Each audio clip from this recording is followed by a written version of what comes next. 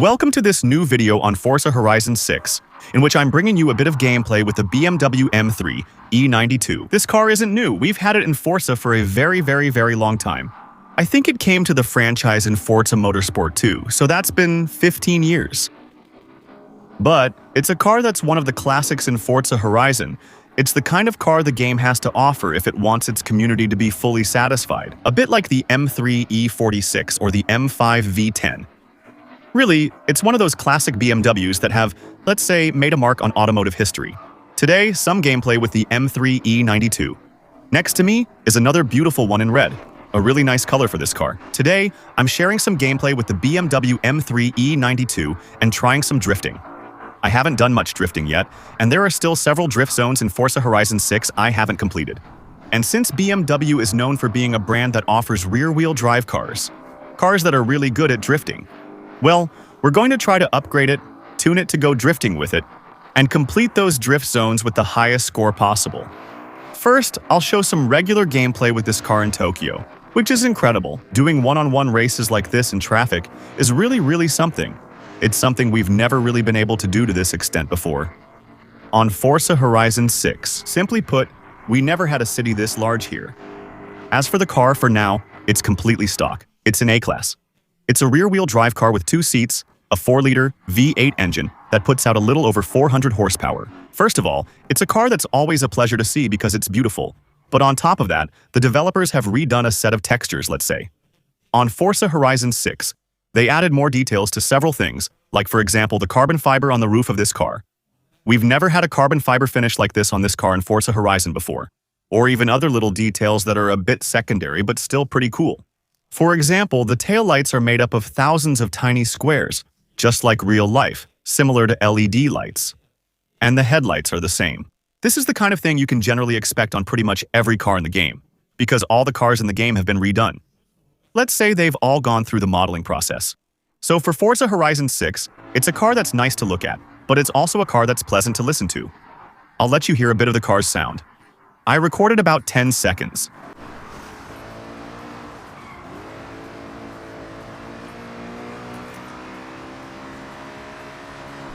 Here, the naturally aspirated V8 sounds great and is well executed. I don't know if all the cars in the game will have such good engine sounds, but it's true that this one really sounds like the V8 BMW from the M3 E92. I'll also show you a bit of driving from the interior view. Here too, the sound design has changed quite a lot between Horizon 5 and Horizon 6, making it feel even more immersive. Damn, it's cool to drift, isn't it? Right now, it's fully stock and great to drive, especially with it.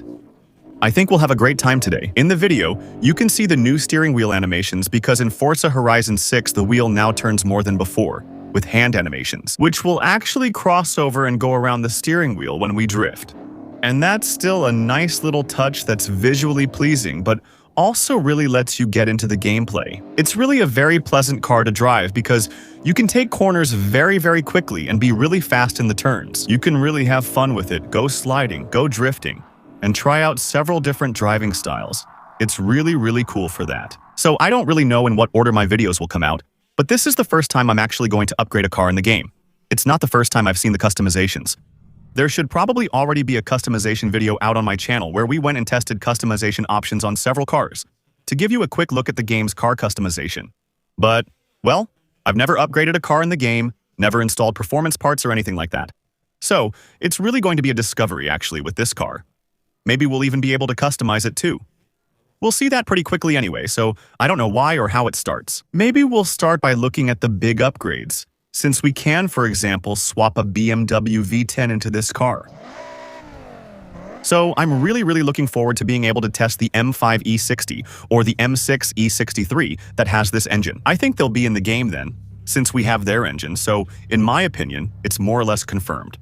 We can also swap it with what I think is the 2JZ racing engine that we already had on Horizon 5, or even with the 4.4 biturbo V8. It must be the V8 a bit more modern from BMW, but we're not going to swap it. We're going to keep the stock V8, which is still pretty amazing. I'm not sure if we'll add a turbo to this car. Maybe we'll try it in a future video, but I have to admit, a car like this, naturally aspirated, that really revs well and makes a really, let's say, interesting sound. I'm going to try to keep that aspect a little bit. It's the same as always. In Forza Horizon, you can also convert this car from rear-wheel drive to all-wheel drive if you want less of the drifting aspect and more of a really planted high-grip setup. And we have a little body kit.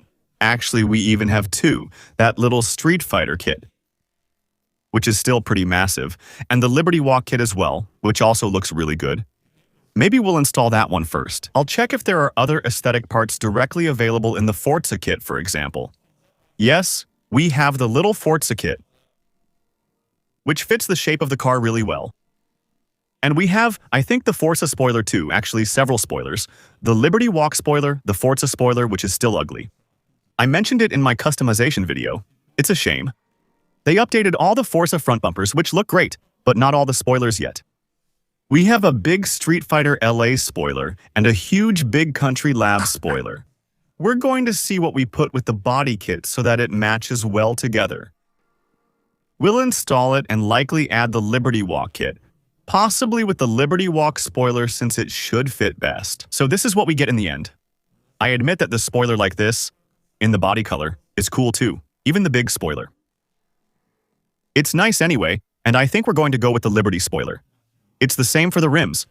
By the way, it's true that what was changed in the game in terms of material rendering, that's actually the case for everything. For example, here's the curve and the work wheels we added. You can see that the metal on the outside of the rim and the inside of the spokes and the reflections hit it completely differently. I'm not sure if it's ray tracing or something else, but it's true that now the reflections on the cars, whether on the bodywork or the rims, really look like reflections. It doesn't look smooth like it used to. Damn, these ones are gorgeous. I think we're going to put these on in large size, and then we'll go ahead and install the drift tires on it right away. Also, just so you know, another little new thing in the game's visuals is that they've actually reworked the visual shape of the tires. So that's going to be tricky to zoom in on really, to show you, but do you see? The tire treads, the sidewalls are more visible, and the difference between each type of tire is more noticeable than in Horizon 5. And they did that too because actually they added, I'll remind you, the same thing. A small feature in the game is that when you drive a car for a long time, the tires start to show visual wear. And here, we might see that a lot in this video. If we go drifting, technically, the tires are going to take a beating.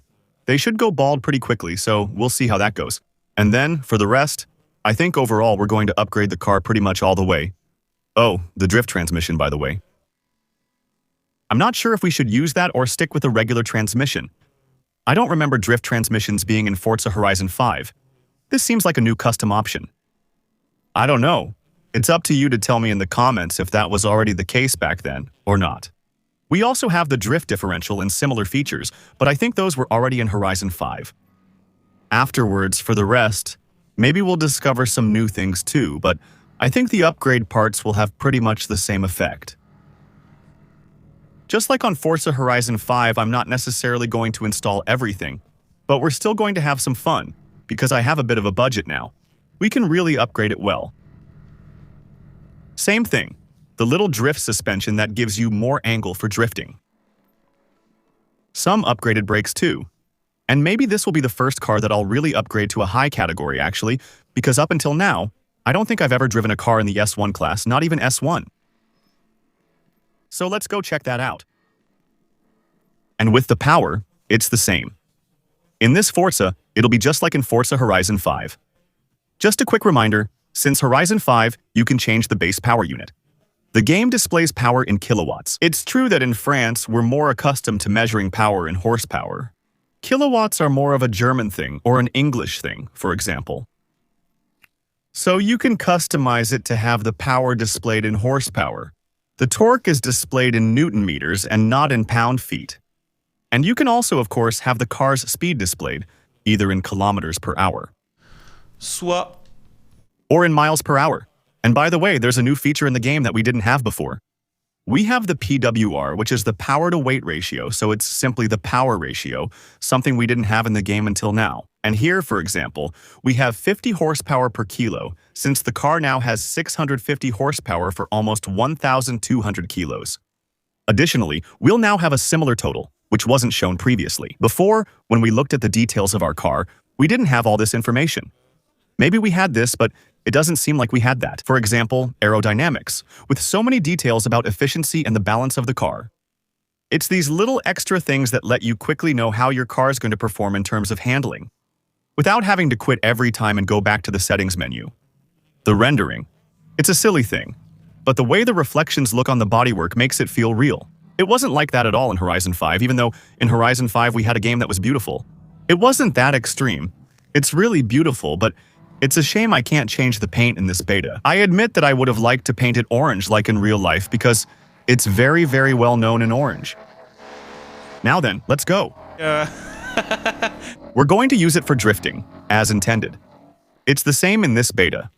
I have some drift zones, but not all of them. In the final game, of course, as you might expect, there will be more, but here it's just a few zones.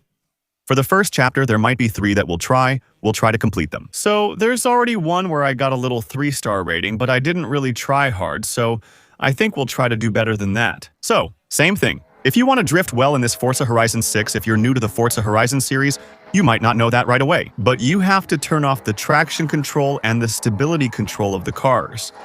Otherwise, the game will try to optimize the grip and it will still prevent you from drifting. And those are options that you can change through the difficulty options menu. Whoa, you suddenly took a bit too much angle there.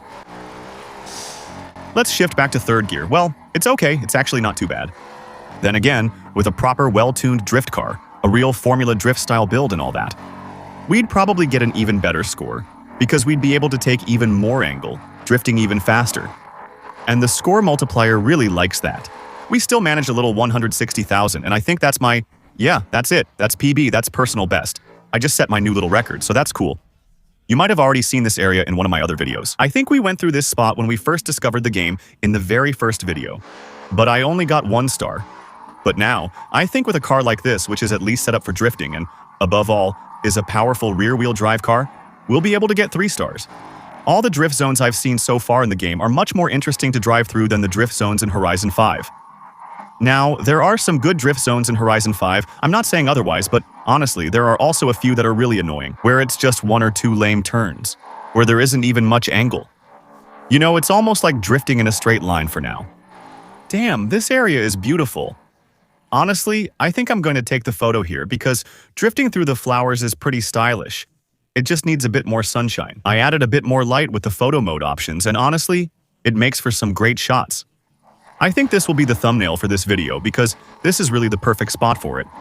Can't wait to see how it's going to look in the other seasons because that's another thing too. On Horizon 6, they said that the vegetation and the map overall, but also the animals, will change a lot more from one season to another. And right now, we're in spring in the game, so technically, we're in the season where the vegetation is probably, I think, the most lush and at its best. With many flowers, petals, and colors everywhere. I can't wait to see autumn too, with probably the trees turning more orange and red. Maybe in summer the trees will look a bit tired from the heat, a bit drier, and then winter, to see which areas of the map will really be covered by snow. It's going to be super cool, and right now, we're getting a pretty good score. This area is really very cool, but it's quite technical, since we have big drift angles but pretty narrow roads in the end. It's not that easy to get high scores in drifting. You need a car that's able to keep drifting, even at low speeds. And I don't think that's really the case with our BMW. It's good for drifting on wide corners, but as soon as it gets tight, it's a bit tricky for it. But also it's true that we haven't really talked about that. But it's true that, compared to the first gameplay footage of the game, which was shown back then by the developers, but also by IGN, I find that the roads aren't that wide. There are still quite a few places on the map where the winding roads are really narrow and clearly you can't fit 3 cars side by side. So that's pretty reassuring too, because it's true that at first the gameplay only showed really wide roads all the time. We only got 2 stars, what the heck, but what kind of car do you need to get 3 stars on this? Okay, we'll try again. Well, now it started raining. I don't know if that's really going to change anything for us. I don't know if that's going to help us or not with sliding. I'm not sure it's really going to help us, maybe just with sliding. Yeah, but it would have been cool if we could really keep as much control over the car as possible. And with the rain, we'll see how it goes. Maybe it'll give us a little boost. To rack up points between the turns, we'll see. Anyway, we're going to have to score 40,000 more than what we did before. And 40,000 is a lot, you know, and 1 more turn. So overall, it's pretty intense. And by the way, that's something I noticed while playing this Forza Horizon 6 beta and spending quite a bit of time on it. Overall, I'm not sure if the game will stay like this in the final version. Some things might change. I think that Horizon 6 in terms of challenge is more difficult than Horizon 5, for example.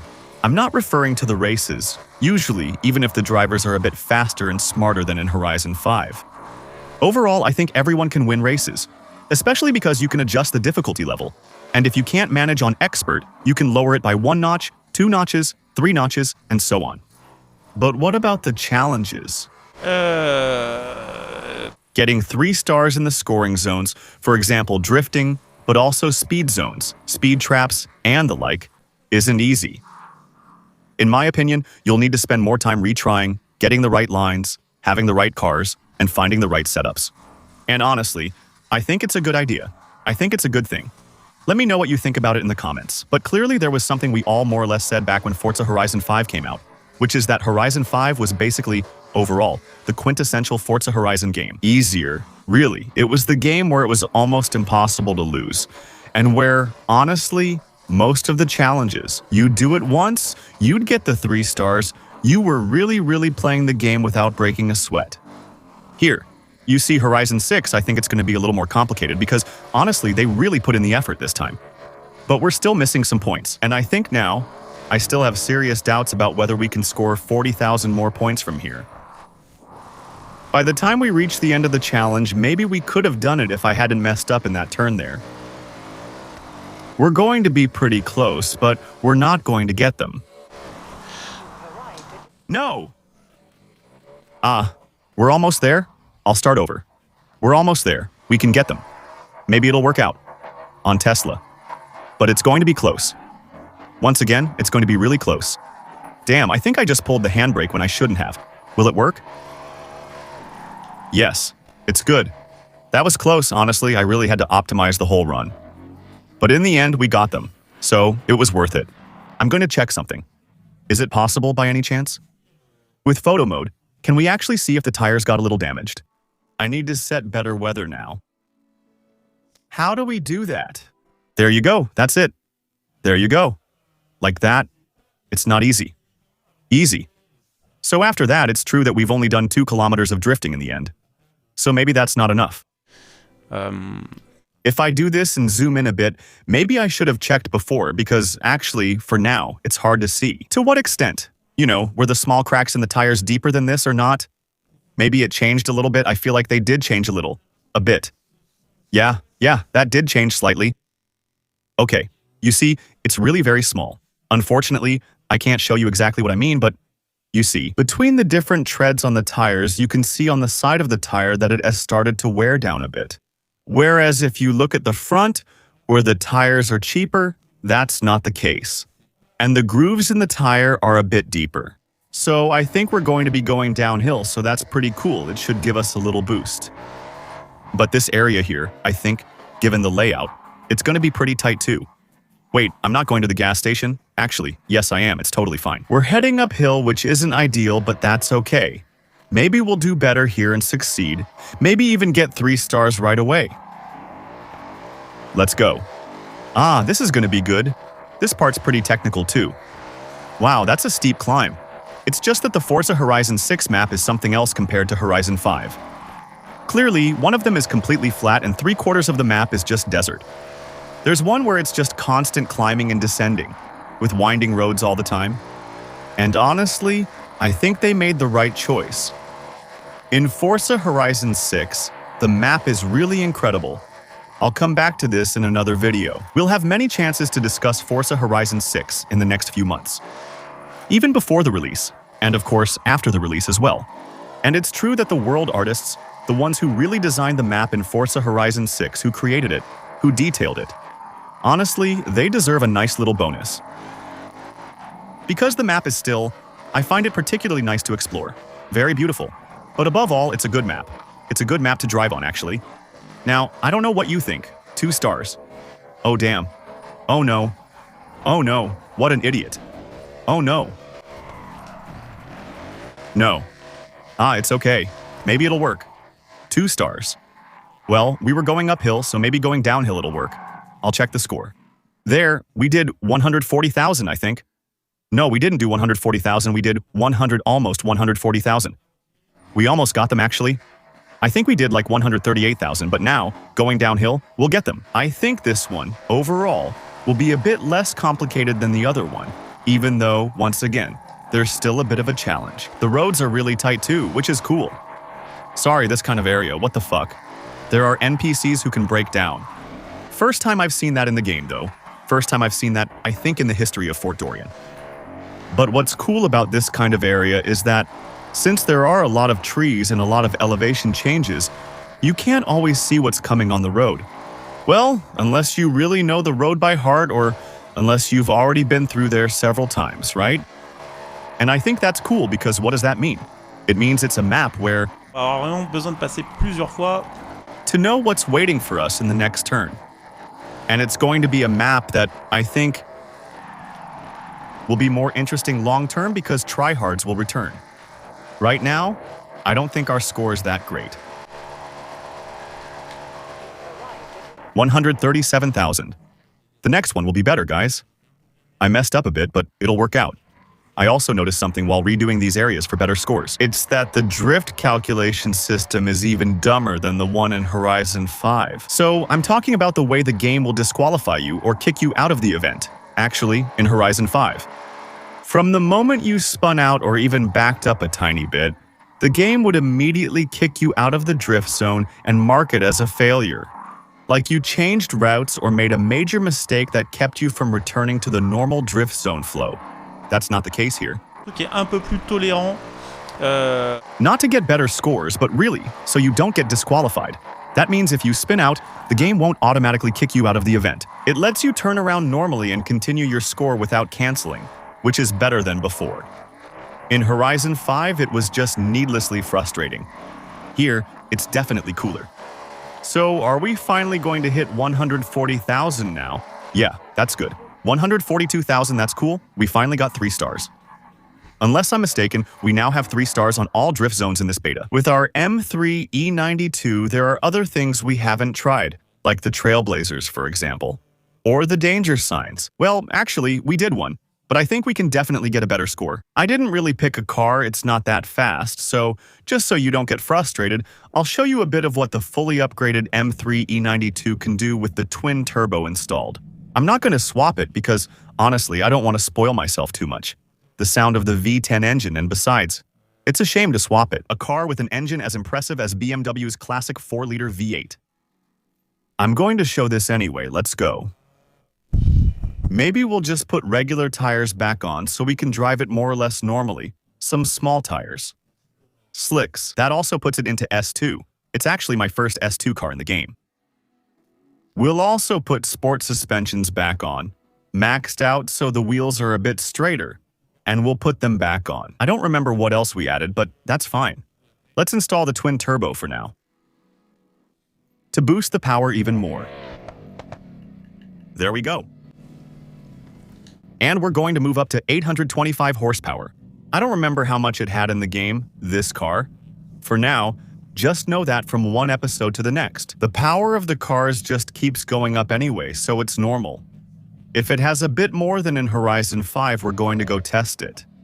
I'll show you a quick acceleration and maybe the M3's top speed, but unfortunately, it's the same in this beta. The car settings aren't available, yes, we can upgrade them, but we can't really go into detail, like for example, tuning the gearbox.